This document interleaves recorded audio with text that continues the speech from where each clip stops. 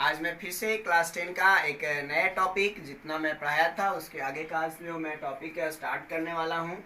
और आज का हमारा टॉपिक होगा ally, large intestine and digestive glands. इसके प्रीवियस क्लास में मैंने आपको जो है स्मॉल इंटेस्टाइन के बारे में पढ़ा दिया था कि स्मॉल इंटेस्टाइन्स के पार्ट्स और उसके फंक्शंस। आज जो हम लोग पढ़ेंगे वह हमारा है लार्ज इंटेस्टाइन। तो देख रहे थे कि जो स्मॉल इंटेस्टाइन था, ये स्मॉल इंटेस्टाइन बहुत ही क्वाइल्ड नैरो मस्कुलर ट्यूब थे जिसका लेंथ मैंने बताया था 6.25 मीटर थे, जिसके 3 पार्ट्स थे। मैंने आपको बताया था वो कौन से 3 पार्ट्स था। DJI, duodenum, jejunum and ileum. Duodenum था, जेजुनम एंड इलियम। अब हम लोग इन तीनों पार्ट्स के बाद जो है नए पार्ट्स में लोग आते हैं जिसका नाम है लार्ज इंटेस्टाइन। तो लार्ज इंटेस्टाइन को अगर हम देखें तो ये हमारा पार्ट्स था ड्यूडेनम, ये पार्ट्स था जेजुनम, और जो लास्ट पार्ट ओपन हो रहा था ये है हमारा इलियम। अब इलियम के बाद जो आप बिल्कुल इन्वर्टेड यू शेप में देखते हैं, उल्टा यू जो होता है, इस तरह से यू जो लिखते हैं इसको पलट दे तो इस तरह से हमें जो शेप मिलेगा यू का, वही शेप में हमें कौन मिलता है, लार्ज इंटेस्टाइन होते हैं। तो लार्ज इंटेस्टाइन्स जानते हैं ये एक्चुअली है क्या। तो अगर हम बात कर रहे हो लार्ज इंटेस्टाइन का, तो large intestine is a 1.5 metre long thick wall muscular tube होता है। ये इसके जो वॉल होते हैं वो थिक्ड होते हैं, मस्कुलर ट्यूब होता है कितना, 1.5 मीटर। तो कंप्लीटली डाइजेशन इलियम जो होता है, यह इलियम 1.5 मीटर एक लॉन्ग थिक्ड वॉल ट्यूब में ओपन होती है जिसको हम लोग लार्ज इंटेस्टाइन बोलते हैं। अब ये लार्ज इंटेस्टाइन जो होता है तो इसके मेनली जो है आपको क्लास 10 एनसीईआरटी जो मेंशन की है वो बताई है कि इसके 2 इंपॉर्टेंट पार्ट्स हो जाते हैं। एक जो पार्ट्स होता है उसको हम लोग कहते हैं कोलन, और दूसरे पार्ट्स को बोल दिया गया है रेक्टम। ऐसे इसके अगर हम लोग पार्ट्स बात कर ले तो इसका एक और पार्ट्स हो जाता है, ऐसे देखे तो सीकम भी है, और इसके एक और पार्ट्स की बात कर ले तो ये अपेंडिक्स भी इंक्लूड कर दिए गए, लेकिन मेनली जो है वो 2 है, और ऐसे नॉर्मली देखे इसके 4 पार्ट्स हो जाते हैं। इसके बारे में हम लोग जानते हैं। तो स्मॉल इंटेस्टाइन का जो ये इलियम पार्ट्स है, यह इलियम पार्ट्स ये लार्ज इंटेस्टाइन में जिस पॉइंट पे ओपन हो रहा है, देख रहे थे इलियम है, लार्ज इंटेस्टाइन है, और जहां पे यह ओपन होता है यह ओपनिंग पार्ट्स को ही हम लोग कहते हैं सीकम। तो सीकम क्या हो गया, स्मॉल इंटेस्टाइन का इलियम पार्ट लार्ज इंटेस्टाइन में जिस पॉइंट पे ओपन होता है उसको हम लोग सीकम कहते हैं। अब सीकम से जो होता है यहाँ पे देख रहे हैं कि एक ट्यूब जो है वो एराइज्ड हो रही है बिल्कुल अपवर्ड डायरेक्शन में। ये पूरा जो है अपवर्ड से ट्रांसवर्स और फिर डिसेंडिंग फॉर्म में आकर जो होता है एक बैग लाइक स्ट्रक्चर में ओपन हो गया। तो ये जो स्ट्रक्चर्स है इस तरह से जो यहाँ पे बनाया हूं मैं, यही पार्ट्स का नाम क्या है, कोलन। और यह कोलन जिस पार्ट्स में ओपन हो रहा है इसका नाम रख दिया गया रेक्टम। अब जानते हैं तो कंप्लीटली जब डाइजेस्ट हो जाता है तो डाइजेशन के बाद जो अनडाइजेस्टेड फूड बच जाते हैं, वही अनडाइजेस्टेड पार्ट जो होता है वो सीकम से अटैच होकर वो एक डक्ट के थ्रू, अनडाइजेस्टेड पार्ट जो होता है फूड, वह एक डक्ट के थ्रू जाकर एक बैग लाइक स्ट्रक्चर में स्टोर हुई, उसको बोल दिए रेक्टम। तो जो अपवर्ड डायरेक्शन में ले गया, अपवर्ड डायरेक्शन में जो अनडाइजेस्टेड फूड को ट्रांसपोर्ट करता है उस कोलन को बोलते हैं हम लोग एसेंडिंग कोलन। और जब भी यह इस तरह से आ गया तो इस कोलन को बोलते हैं हम लोग ट्रांसवर्स कोलन। डाउनवर्ड डायरेक्शन में आ गया तो इसको हम लोग बोलते हैं डाउनवर्ड डायरेक्शन वाले को डिसेंडिंग कोलन। इसका नाम क्या रख दिया गया, डिसेंडिंग कोलन। और यह डिसेंडिंग कोलन आकर रेक्टम में जहां पे ओपन होता है इसको बोलते हैं सिग्मोइड कोलन। और यही सिग्मोइड कोलन जिसे देख रहे हैं मस्कुलर बैग लाइक का स्ट्रक्चर में हो गया, उसको बोल दिए क्या, रेक्टम। अब रेक्टम क्या करता है कि सारे अनडाइजेस्टेड फूड मटेरियल्स को स्टोर कर लेता है, लेकिन जो इसके अंदर स्टोर होते हैं वह स्टोर होता है इसके अंदर अनडाइजेस्टेड फूड में जो स्टोर होता है वो 70% इसमें जो होते हैं सॉलिड स्टेट में होते हैं, और जबकि इसमें 25% जो एब्जॉर्ब होता है वो कौन होता है, वाटर। एक ऑब्जेक्ट क्वेश्चन आया था कि जो वाटर एब्जॉर्ब होता है तो वह वाटर का एब्जॉर्प्शन कहाँ पे होता है, लार्ज इंटेस्टाइन में। कौन सा पार्ट्स करता है, तो कोलन, यानी लार्ज इंटेस्टाइन का कोलन पार्ट ही जो होता है बॉडी में वाटर को एब्जॉर्ब करके बॉडी को बैलेंस करता है, वाटर को मेंटेन करने का काम करता है। तो अनडाइजेस्टेड में 75% सॉलिड और 25% लिक्विड होता है, जबकि 75% जो अनडाइजेस्टेड फूड होते हैं इसमें 25% जो होते हैं वो रफेज होते हैं, जिसको रुचांस बोलते हैं। इसके अंदर जो होता है 3% जो होता है प्रोटीन्स होते हैं, 3% जो होता है इसमें फैट होता है, 5% जो होते हैं कार्बोहाइड्रेट्स होते हैं, और इसमें 3% जो होते हैं वो डेड सेल्स होते हैं।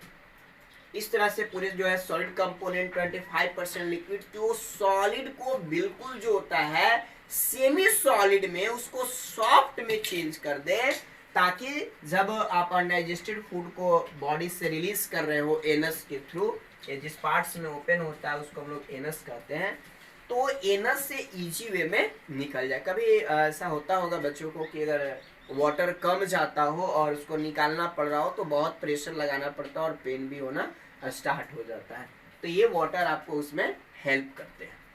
अब देखते हैं लार्ज इंटेस्टाइन, यही आपको एनसीईआरटी थोड़ी सी मेंशन की है, आगे डिटेल्स में अगले वीडियो जब पढ़ाऊंगा 11 में उसमें आपको देखने को मिलेंगे। डाइजेस्टिव ग्लैंड, तो डाइजेस्टिव ग्लैंड जो होता है वो आपको 3 टाइप्स के हो जाते हैं। वो इसके अंदर रखा किसको गया भाई डाइजेस्टिव ग्लैंड में, तो इसके अंदर इंक्लूड किया गया है पैंक्रियाज को, और किसको इंक्लूड किया गया, लीवर को, भाई लीवर मत समझ लीजिएगा, और थर्ड जो है वो आपका कौन है, इंटेस्टाइनल ग्लैंड्स।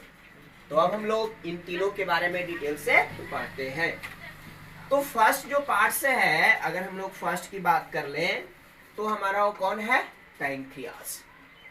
तो अगर पैंक्रियाज को देखें तो आप यहाँ पे देख रहे हैं यही है पैंक्रियाज, इसका नाम रख दिया गया पैंक्रियाज। अब ये जो पैंक्रियाज है ये क्या है भाई, एक क्वेश्चन आता है। पैंक्रियाज जो होता है यह एक्सोक्राइन विथ इंडोक्राइन ग्लैंड है। क्यों बोल रहे हैं इसको कि एक्सोक्राइन और इंडोक्राइन है, एक्सोक्राइन क्योंकि भाई ये जो होता है डाइजेस्टिव एंजाइम का सिक्रेशन करता है। इंडोक्राइन क्यों बोल रहे हैं, क्योंकि ये क्या करता है, हार्मोन का भी सिक्रेशन करता है। भाई हार्मोन हनीमून का नहीं भाई, ये जो होता है किसका सिक्रेशन करेगा, हार्मोन्स का।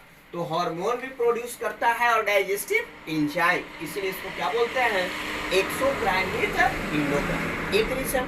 दूसरा का रीजन होता है कि इसका जो हाफ पार्ट होता है वो अंदर में होता है, यानी वो एम्बेडेड रहता है, और कुछ इसका पार्ट जो होते हैं वो बाहर में होता है। एक दूसरा रीजन होता है जिसके कारण इसको एक्सोक्राइन विथ इंडोक्राइन कहते हैं। अब देखिए पैंक्रियाज क्या है, पैंक्रियाज जो होता है स्टोमक के नीचे होता है। कहाँ पे, ये स्टोमक है, स्टोमक के नीचे। और ये जो ड्यूडेनम होता है, इस ड्यूडेनम पार्ट्स को चारों तरफ से सराउंडेड कवरिंग पार्ट्स हो जाता है, just below the stomach and surrounding the duodenum. तो ड्यूडेनम के चारों तरफ से सराउंडेड पार्ट्स का नाम क्या रख दिया गया, पैंक्रियाज, जो एक्सोक्राइन एंड इंडोक्राइन्स होते हैं। अब देखिएगा कि पैंक्रियाज के अंदर जो होते हैं 4 टाइप के सेल्स होते हैं।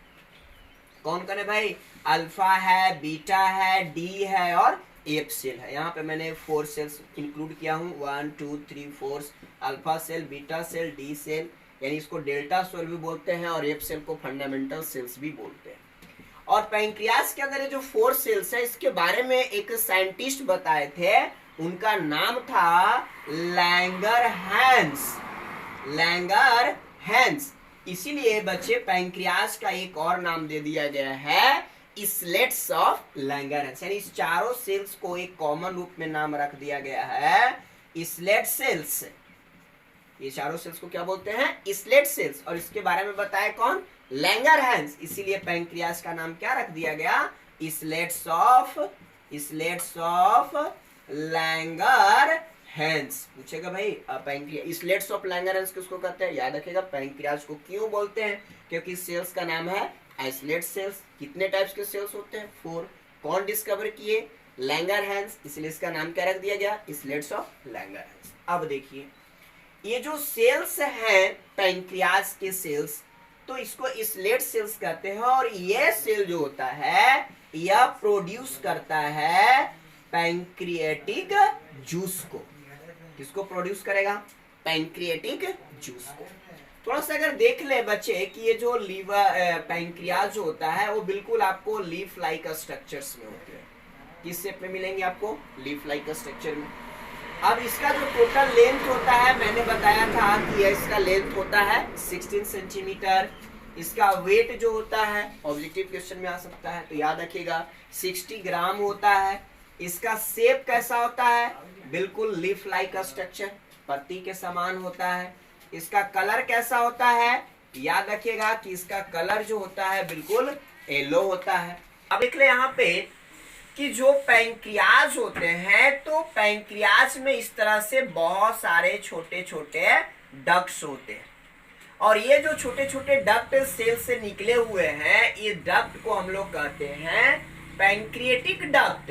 इस डक्ट का नाम रख दिया गया पैंक्रियाटिक डक्ट। और ये सारे पैंक्रियाटिक डक्ट जो होते हैं इस तरह से एक जो होता है लंबी डक्ट में एक लॉन्ग ट्यूब में आकर ओपन हो रही। इस तरह से सारे डक्ट देख रहे हैं यहाँ पे इस तरह से। तो ये जो एक लंबी डक्ट में ओपन होती है, इसका नाम रख दिया गया कॉमन पैंक्रियाटिक डक्ट। इस डक्ट का नाम रख दिया गया कॉमन पैंक्रियाटिक डक्ट। अब यही जो देख रहे हैं कि ये जो कॉमन पैंक्रियाटिक डक्ट होता है यह कहाँ पे ओपन होता है? ये पार्ट्स में। और इसका नाम मैंने क्या बताया था?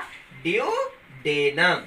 तो कॉमन ये जो छोटे छोटे डक्ट हैं पैंक्रियाटिक डक्ट, लार्ज डक्ट में खुला कॉमन पैंक्रियाटिक डक्ट। और कॉमन पैंक्रियाटिक डक्ट किस में खुलता है? ड्यूडेनम। अब ये 4 सेल्स जो होते हैं ये सब किसको प्रोड्यूस कर रहे थे? पैंक्रियाटिक जूस को। और यह पैंक्रियाटिक जूस में याद रखिएगा 3 टाइप्स के डाइजेस्टिव एंजाइम होते हैं। Pancreatic juice contains 3 type of digestive enzyme। Pancreatic juice contain 3 type of digestive enzyme। कौन कौन है भाई? एक का नाम रख दिया गया है ट्रिप्सिन, दूसरा जो होता है उसका नाम रख दिया गया है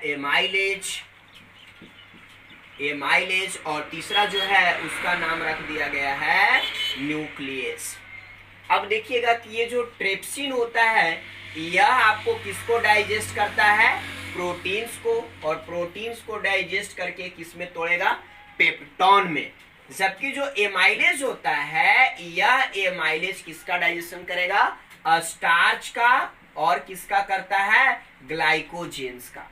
और यह स्टार्च और ग्लाइकोजेंस को जो है ये आपको ब्रेक डाउन करता है। अगर हम लोग देख लें तो ये आपको किसमें ब्रेक डाउन करता है? अगर देखें तो ये जो होता है आपको माल्टोज में चेंज करता है।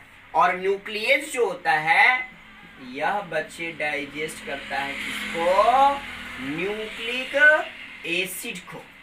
और न्यूक्लिक एसिड को ये जो होता है तोड़ देता है न्यूक्लियोटाइड्स में।